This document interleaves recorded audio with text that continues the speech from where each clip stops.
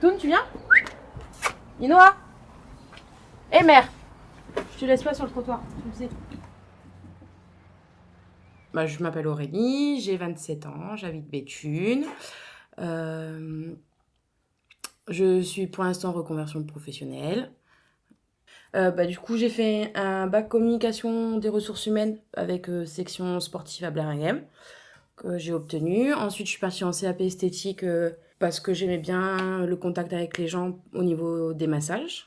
Donc, j'ai obtenu également. Ensuite, je devais faire un BP en alternance, mais cela ne s'est pas fait. Et à partir de ce moment-là, j'ai pris tous les petits boulots qui passaient. Juste au moment où après j'ai trouvé un CDI en tant que téléconseillère. Ça faisait pratiquement 6 ans que je faisais ça. Et que j'ai arrêté depuis décembre car je n'y arrivais plus à faire la route et mon cerveau ne réfléchissait plus au travail. Donc là pour le moment je suis en reconversion professionnelle.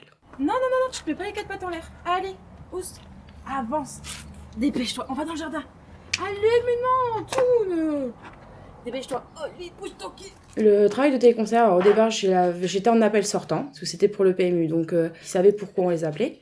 Et puis après, je suis mon dernier service où j'ai fait, c'était de l'assistance téléphonique pour les professionnels, donc pour les tabacs.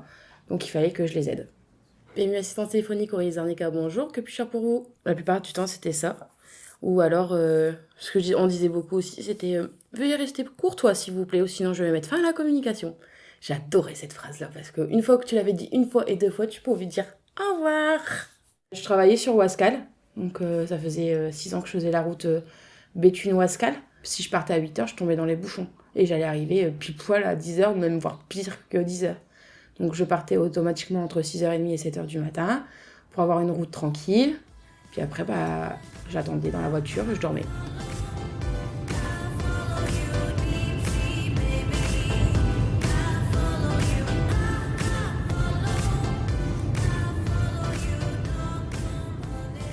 J'arrivais plus à aller au travail, c'était de plus en plus difficile. J'ai essayé de trouver un moyen avec mon boulot, avec mes chefs pour partir, sauf qu'ils ne faisaient pas de licenciement à l'amiable.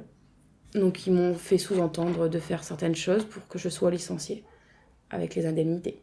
Pour moi, ça c'est un licenciement à l'amiable. Pour eux, non. Parce que j'ai pas les indemnités de départ.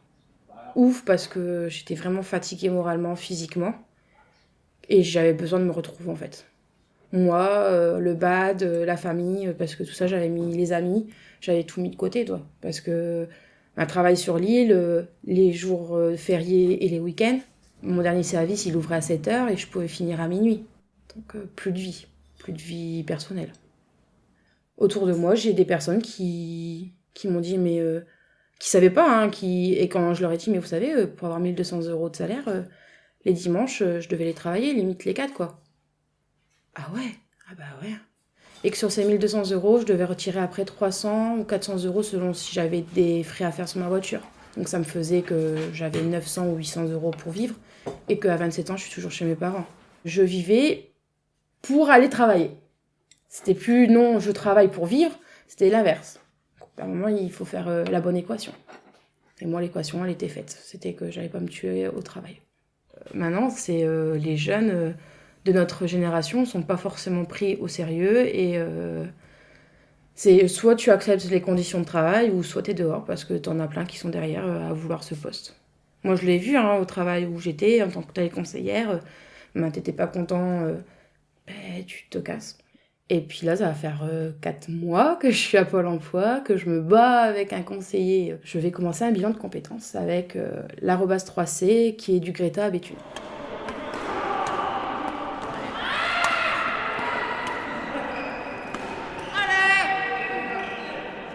De toute façon, avant d'avoir quitté mon boulot, j'en avais discuté avec mes parents et à l'époque, j'avais très peur de la réaction de mon papa parce que mon papa est très dur.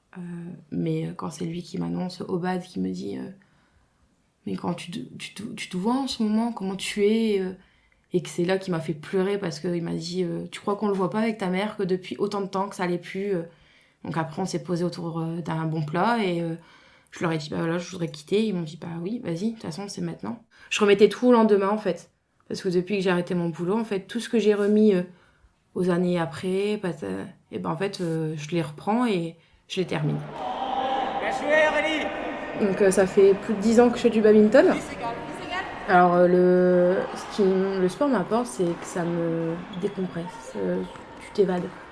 Un équilibre, c'était vraiment mon équation, c'était avant la famille, les amis, le sport, le travail quand j'ai commencé.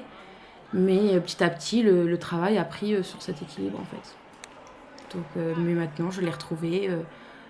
Là, pour fin juin, je vais arbitrer aussi de nouveau pour des championnats. Donc c'est très bien.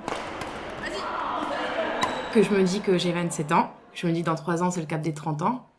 Donc c'est maintenant en fait qu'il faut que, si je veux vivre des rêves, et ben, c'est maintenant. Parce que je me dis qu'à 30 ans, j'aurais peut-être trouvé un quelqu'un, on aura peut-être un enfant.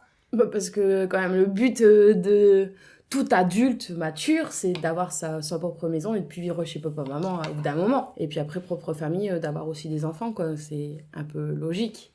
Bon, déjà, il faut que je trouve le père. Mais bon. J'espère trouver, être dans un boulot qui me plaît et que je m'ennuie pas au bout de 10 minutes. Moi, je sais très bien que j'ai envie de m'en sortir, que j'ai toujours été débrouillard. Mes parents m'ont éduqué, que si je voulais avoir quelque chose, il fallait que je le mérite. Si je voulais aller à la patinoire, il fallait que je sache ma leçon par cœur d'espagnol, que... Voilà, quoi. Après, je vois très bien, hein, y a des jeunes de mon âge, vous étiez avec moi au collège. Maintenant, ils ont 3 enfants, elles travaillent pas. Pourquoi faire? De toute façon, on a les aides de l'État. Voilà notre humble jardin. Et ça, c'est le muguet qui avait poussé, mais qui en a plus. Et puis la semaine prochaine, je vois la conseillère d'orientation. J'ai juste hâte. Tiens. Et là, en fait, j'avais fait une lignée de... Ça va être des plantes style coquelicot et tout ça, tu sais, les trucs qu'on jette à la volée. Le hamac, the hamac. Sauf que la corde, elle commence à s'effriter, en fait. Et là, j'ai mis de la menthe pour mes mojitos et pour monter. Donc du coup, quand j'ai commencé à parler de ça avec la dame, elle m'a dit vous aimez pas jardiner? Bah si. Parce qu'en ce moment, ils cherchent plein de monde dans l'espace vert. Donc du coup, je me dis enfin, je vais avancer. Enfin, je vais pouvoir trouver la voie qui fait que je serai épanouie. Prête? 1, 2...